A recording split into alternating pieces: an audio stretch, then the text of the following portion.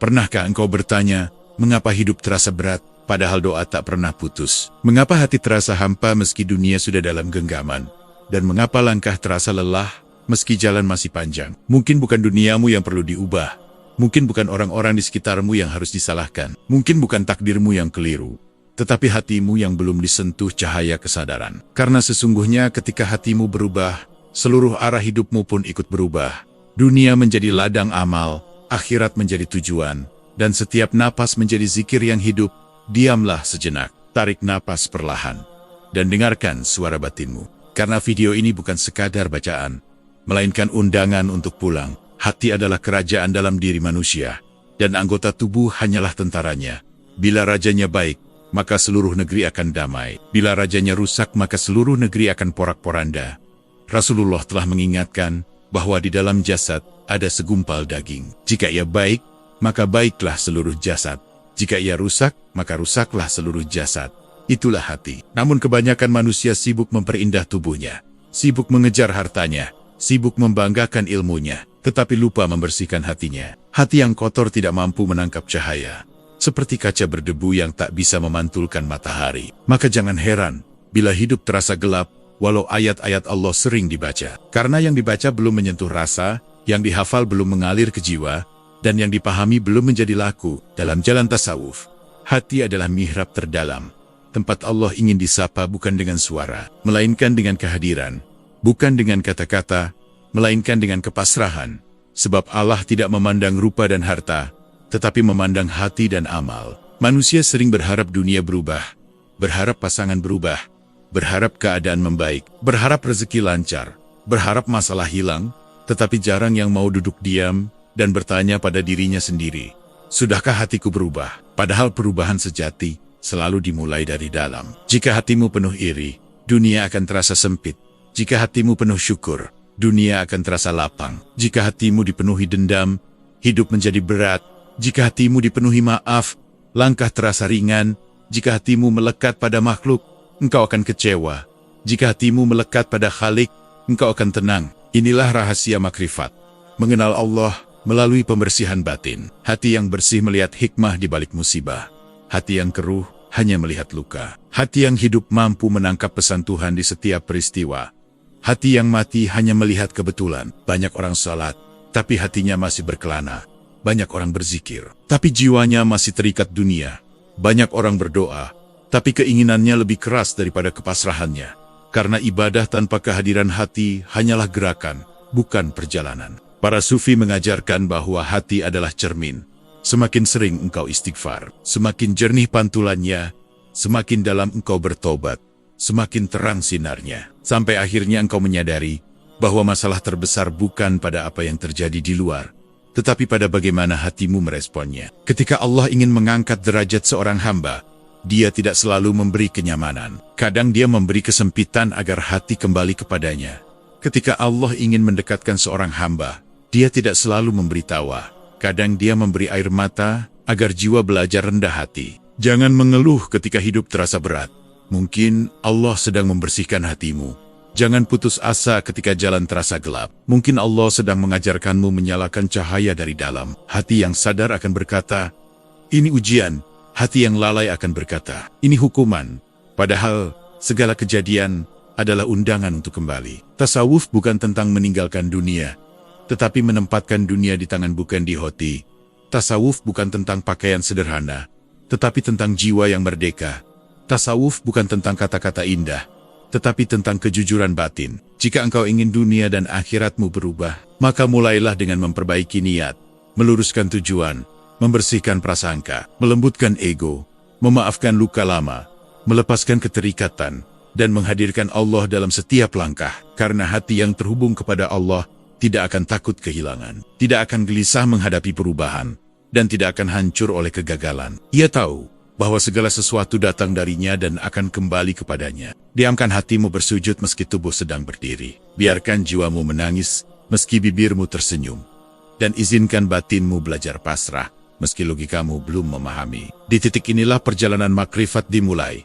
Saat engkau berhenti menyalahkan dunia dan mulai membenahi dirimu. Saat engkau berhenti menuntut keadaan dan mulai menata kesadaran. Saat engkau berhenti mencari bahagia di luar dan mulai menemukannya di dalam. Karena sesungguhnya, siapa yang mengenal hatinya akan mengenal Tuhannya. Hijrah yang paling berat bukanlah berpindah tempat, bukan pula berganti lingkungan, melainkan berpindah kesadaran. Dari hati yang lalai menuju hati yang hadir. Dari jiwa yang bergantung pada makhluk menuju jiwa yang bersandar kepada Allah. Karena banyak orang sudah hijrah secara fisik, namun batinnya masih terjebak dalam kebiasaan lama. Masih terikat pujian manusia, masih haus pengakuan, masih dikuasai ego, dan masih sibuk membandingkan diri dengan orang lain. Hijrah batin dimulai ketika engkau berani jujur pada dirimu sendiri. Mengakui bahwa hatimu lelah, bahwa jiwamu kering, bahwa doamu sering terasa kosong. Lalu perlahan engkau belajar duduk dalam keheningan, memeriksa niat menggeri luka, dan menyerahkan beban kepada Allah tanpa syarat. Banyak orang mengira perubahan itu instan, padahal penyucian hati adalah proses panjang. Seperti membersihkan sumur yang sudah lama keruh. Tidak cukup hanya sekali timba, tetapi harus sabar menimba berkali-kali, sampai air jernih kembali. Begitulah hati, ia perlu istighfar yang konsisten, taubat yang jujur, zikir yang hidup, dan muhasabah yang dalam. Dalam tasawuf, hijrah batin disebut sebagai perjalanan dari nafs menuju ruh. Dari keakuan menuju kepasrahan, dari merasa mampu menuju sadar bahwa diri ini hanyalah hamba. Sebab selama engkau masih merasa hebat, engkau sulit merasakan kehadiran Allah. Selama engkau masih mengandalkan kekuatanmu, engkau belum benar-benar berserah. Hati yang sedang berhijrah akan sering diuji. Diuji dengan kehilangan, diuji dengan kekecewaan, diuji dengan kesepian, diuji dengan kegagalan. Karena Allah sedang mengosongkan ruang-ruang yang salah, agar bisa diisi dengan cahayanya. Maka jangan takut ketika satu demi satu hal duniawi dilepaskan dari genggamanmu.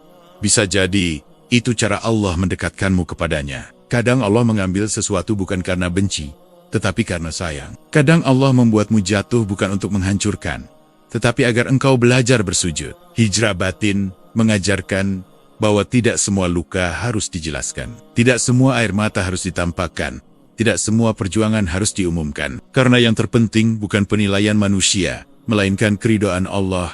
Di tahap ini, engkau mulai belajar memaafkan tanpa menunggu diminta. Belajar ikhlas tanpa ingin dipuji. Belajar memberi tanpa berharap kembali. Belajar diam tanpa merasa kalah. Dan belajar sabar tanpa merasa terpaksa. Hati yang berhijrah tidak lagi sibuk membalas perlakuan orang. Ia sibuk menjaga hubungannya dengan Tuhan. Ia tidak lagi mengukur kebahagiaan dari apa yang dimiliki, tetapi dari seberapa dekat ia merasa dengan Allah. Ia tidak lagi mengejar dunia mati-matian, karena ia sadar dunia hanyalah persinggahan, tempat menanam, bukan tempat menetap. Hijrah batin juga berarti melepaskan identitas palsu. Berhenti merasa lebih suci dari orang lain. Berhenti menghakimi perjalanan sesama. Berhenti merasa paling benar. Karena orang yang benar-benar berjalan menuju Allah justru semakin rendah hati, semakin lembut, semakin diam, dan semakin penuh kasih. Para arif billah berkata, tanda hati yang mulai hidup adalah ketika engkau mudah tersentuh oleh ayat Allah, mudah terharu saat mengingat kematian, mudah bersyukur atas hal kecil, dan mudah memaafkan kesalahan orang lain. Bukan berarti hidup menjadi tanpa masalah, tetapi cara pandangmu berubah. Masalah tidak lagi dipandang sebagai musuh, melainkan sebagai guru. Kesedihan tidak lagi dianggap akhir, melainkan pintu. Kehilangan tidak lagi diratapi berlebihan, melainkan diterima sebagai ketetapan. Hijrah batin mengajarkan bahwa segala yang datang membawa pesan, dan segala yang pergi membawa pelajaran. Engkau mulai menyadari bahwa kebahagiaan bukan tentang terkabulnya semua keinginan, tetapi tentang tenangnya hati dalam menerima ketentuan. Engkau mulai memahami bahwa kaya bukan soal banyaknya harta, tetapi sedikitnya ketergantungan. Engkau mulai merasakan bahwa kuat bukan soal tidak pernah jatuh, tetapi selalu kembali kepada Allah setiap kali terluka. Di titik ini, doa-doamu berubah. Bukan lagi ya Allah, beri aku ini dan itu, tetapi ya Allah, dekatkan aku kepadamu, luruskan hatiku, dan jadikan aku hamba yang engkau ridhoi. Hijrah batin membuatmu lebih sering menangis dalam sujud daripada tertawa dalam keramaian. Membuatmu lebih nyaman dengan sepi daripada hiruk-pikuk dunia. Membuatmu lebih takut kehilangan iman daripada kehilangan materi. Karena engkau tahu, jika iman hilang, segalanya hilang. Dan jika Allah masih di hatimu, segalanya masih mungkin. Hijrah batin adalah saat engkau berhenti meminta hidup yang mudah, dan mulai meminta hati yang kuat. Berhenti menuntut dunia yang adil, dan mulai memperbaiki diri agar layak menerima takdir. Berhenti sibuk mengubah orang lain, dan mulai fokus membersihkan dirimu sendiri. Karena sesungguhnya, dunia luar hanyalah pantulan dunia dalam. Jika hatimu damai, realitamu akan terasa lebih ringan. Jika hatimu kusut, hidupmu akan terasa berat, meski segalanya tampak baik. Dan disinilah engkau mulai mengerti bahwa perubahan terbesar bukan terjadi di luar sana, tetapi di ruang terdalam jiwa. Tidak semua luka terlihat oleh mata. Tidak semua sakit terasa oleh tubuh. Ada penyakit yang bersemayam diam-diam di dalam dada. Menggerogoti ketenangan tanpa suara. Melemahkan iman tanpa gejala yang jelas. Itulah penyakit hati. Penyakit yang membuat seseorang tetap tersenyum di luar, tetapi rapuh di dalam.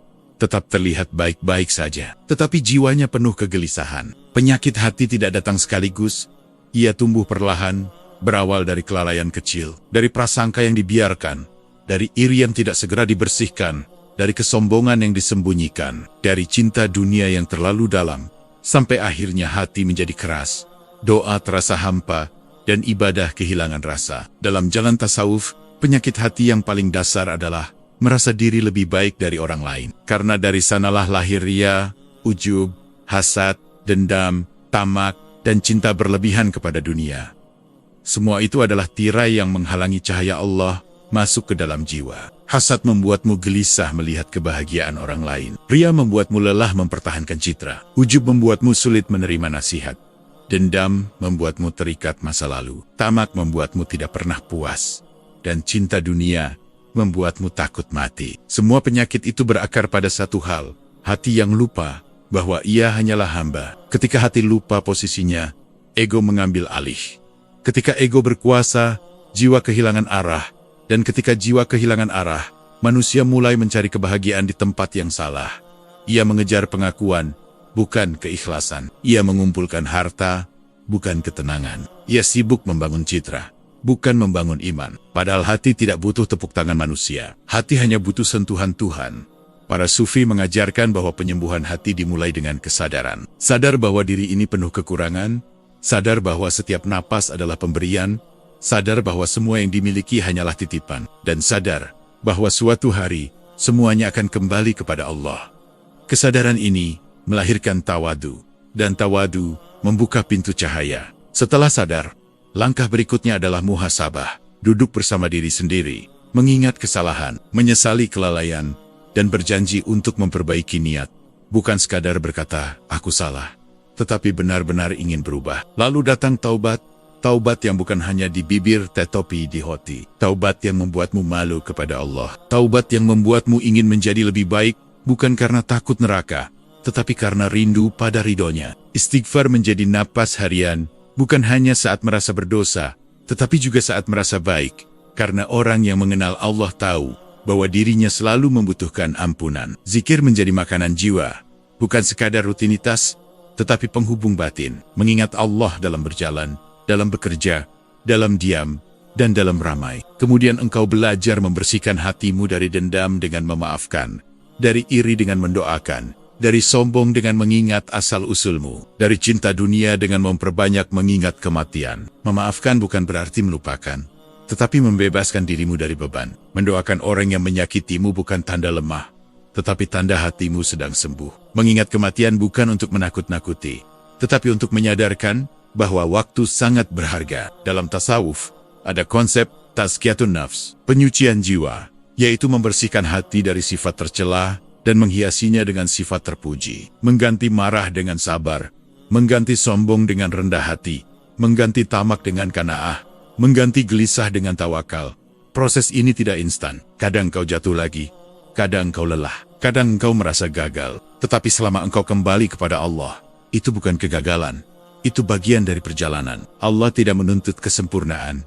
Allah mencintai hamba yang terus berusaha. Hati yang sedang disembuhkan akan menjadi lebih lembut, lebih peka terhadap kesalahan sendiri daripada kesalahan orang lain, lebih sibuk memperbaiki diri daripada mengkritik sesama, dan lebih rindu kepada Allah daripada kepada dunia. Engkau mulai merasakan bahwa kebahagiaan sejati bukan saat dipuji, tetapi saat hatimu tenang dalam sujud. Bukan saat keinginan terpenuhi, tetapi saat jiwamu merasa cukup. Bukan saat hidup mudah, tetapi saat engkau mampu menerima takdir dengan lapang. Penyembuhan hati juga berarti belajar melepaskan ekspektasi berlebihan, melepaskan luka lama, melepaskan keterikatan yang tidak membawa Allah dalamnya. Karena selama engkau menggenggam sesuatu selain Allah terlalu erat, hatimu akan selalu gelisah. Namun ketika engkau belajar menyerahkan semuanya kepadanya, perlahan hatimu menemukan rumah. Dan di titik ini, engkau mulai memahami bahwa perubahan sejati bukan tentang menjadi orang lain, tetapi tentang kembali menjadi dirimu yang fitrah,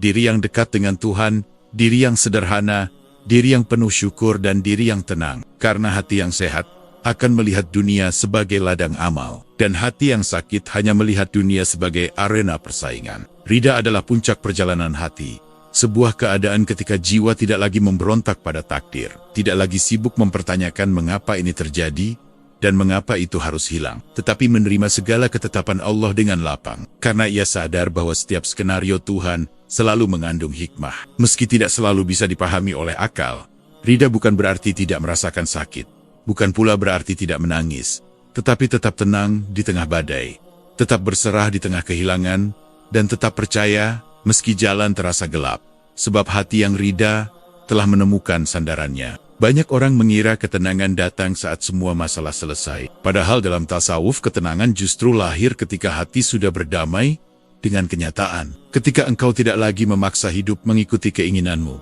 tetapi membiarkan dirimu mengikuti kehendak Allah. Karena selama engkau ingin mengendalikan segalanya, hatimu akan selalu gelisah. Dan selama engkau belajar menyerahkan segalanya kepadanya, jiwamu akan menemukan kedamaian yang tidak tergantung keadaan. Tawakal bukan berarti pasrah tanpa usaha, tetapi bekerja sebaik mungkin, lalu menyerahkan hasilnya sepenuhnya kepada Allah. Berjalan dengan ikhtiar namun beristirahat dengan keyakinan. Sebab orang yang bertawakal tahu bahwa tugasnya hanyalah menanam, sementara yang menumbuhkan adalah Tuhan.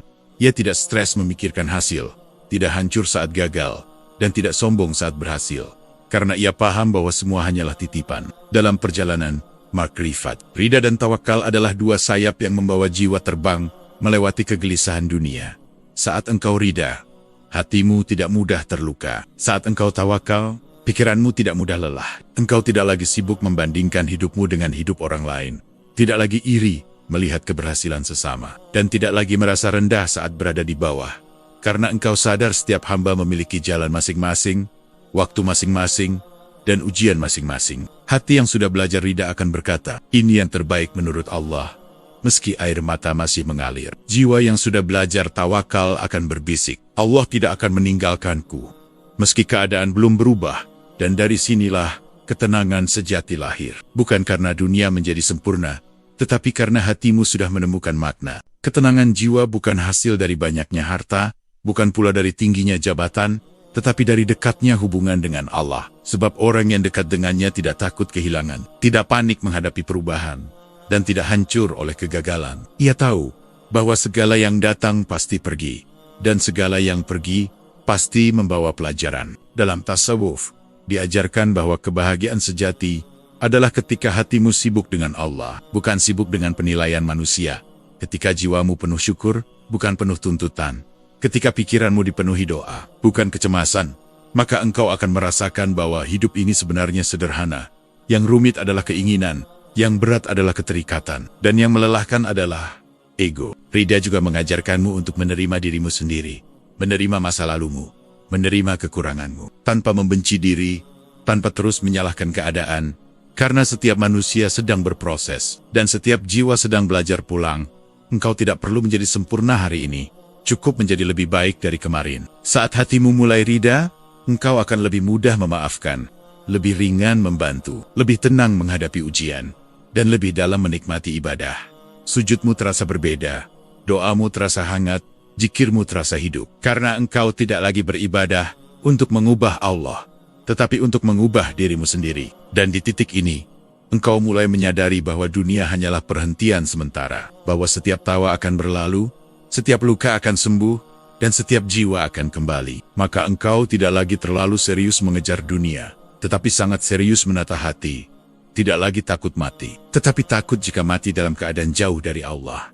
Ridha membuatmu lembut, tawakal membuatmu kuat, dan kedekatan dengan Allah membuatmu tenang. Karena ketika hatimu sudah bersamanya, apapun yang terjadi di luar tidak lagi mengguncang batinmu. Makrifat sejati bukan tentang melihat cahaya-cahaya gaib, bukan tentang mengalami hal-hal luar biasa, dan bukan tentang merasa lebih tinggi dari orang lain. Makrifat sejati adalah ketika hatimu benar-benar mengenal Tuhannya. Ketika jiwamu sadar bahwa seluruh hidup hanyalah perjalanan pulang, ketika egomu perlahan luruh, dan ketika duniamu tidak lagi menguasai batinmu, sebab orang yang sudah berjalan dalam makrifat tidak sibuk menunjukkan spiritualitasnya, ia sibuk memperbaiki niatnya, tidak sibuk membuktikan kesalehannya, ia sibuk membersihkan hatinya. Pada tahap ini, engkau mulai melihat bahwa segala yang terjadi adalah bahasa Allah, bahwa setiap pertemuan membawa pesan, setiap perpisahan membawa hikmah, setiap kesulitan membawa kedewasaan, dan setiap kehilangan membawa kedekatan. Engkau tidak lagi bertanya mengapa aku, tetapi bertanya, apa yang ingin engkau ajarkan? Ya Allah, karena hatimu telah belajar membaca takdir sebagai bentuk kasih sayang. Makrifat mengajarkan bahwa hidup bukan tentang memiliki, tetapi tentang menjadi, bukan tentang mengumpulkan, tetapi tentang melepaskan, bukan tentang dipuji, tetapi tentang diridhoi. Engkau mulai lebih peduli pada kebersihan hatimu daripada citramu, lebih menjaga hubungan dengan Allah daripada hubungan dengan manusia, dan lebih takut kehilangan iman daripada kehilangan dunia. Ketika hatimu telah mengenal Allah, engkau menjadi lebih sederhana, lebih sabar, lebih penuh kasih, dan lebih rendah hati. Engkau tidak mudah tersinggung, tidak cepat marah, dan tidak larut dalam kesedihan, karena engkau tahu semua ini sementara. Yang abadi hanyalah Allah, dan yang benar-benar penting hanyalah bagaimana engkau kembali kepadanya. Di titik ini pula engkau menyadari bahwa dunia bukan musuh, ia hanya ujian, bahwa manusia bukan lawan, mereka hanya cermin, dan bahwa penderitaan bukan kutukan, ia hanyalah proses pemurnian. Maka engkau berhenti mengeluh, berhenti menyalahkan, dan berhenti membandingkan, lalu mulai bersyukur, mulai belajar, dan mulai berserah. Makrifat membuatmu nyaman dalam kesederhanaan, tenang dalam ketidakpastian, dan kuat dalam keterbatasan. Engkau tidak lagi mengejar kebahagiaan, karena kebahagiaan telah menetap di hatimu. Engkau tidak lagi mencari makna hidup, karena setiap napas sudah terasa bermakna. Engkau tidak lagi takut masa depan, karena engkau percaya pada pengaturan Tuhan. Saat engkau benar-benar pulang ke hati, engkau akan menemukan Allah di sana, bukan sebagai konsep, tetapi sebagai kehadiran, bukan sebagai teori, tetapi sebagai rasa. Engkau merasakannya dalam sujudmu, dalam sabarmu, dalam ikhlasmu, bahkan dalam air matamu. Dan dari sanalah lahir kekuatan yang tidak bergantung pada keadaan luar. Inilah rahasia besar tasawuf, bahwa perubahan dunia dimulai dari perubahan hati, bahwa akhirat dibangun dari niat hari ini, dan bahwa keselamatan tidak datang dari banyaknya amal, tetapi dari bersihnya batin. Sebab amal tanpa hati hanyalah rutinitas, sementara hati yang hidup akan menghidupkan amal. Jika hatimu berubah, caramu melihat hidup berubah. Jika hatimu berubah, caramu menyikapi ujian berubah. Jika hatimu berubah, duniamu terasa lebih ringan. Jika hatimu berubah, akhiratmu mulai disiapkan. Engkau menjadi pribadi yang tidak mudah putus asa, karena engkau tahu Allah selalu dekat. Tidak mudah sombong, karena engkau sadar semua hanyalah titipan, dan tidak mudah kecewa, karena engkau percaya setiap takdir membawa kebaikan tersembunyi. Maka wahai jiwa yang sedang mencari, berhentilah sejenak dari hiruk-pikuk dunia. Duduklah bersama hatimu, tanyakan kemana arah langkahmu, dan periksa kembali niatmu. Karena boleh jadi yang selama ini engkau cari di luar, ternyata sudah lama menunggumu di dalam. Rubahlah hatimu, maka duniamu akan berubah. Bersihkan batinmu, maka langkahmu akan ringan. Dekatkan jiwamu kepada Allah, maka akhiratmu mulai bersinar. Dan ingatlah, engkau tidak diciptakan untuk mengejar dunia tanpa akhir. Engkau diciptakan untuk mengenal Tuhanmu, mencintainya, dan kembali kepadanya dengan hati yang tenang. Karena pada akhirnya, yang pulang bukan tubuhmu, yang pulang adalah hatimu.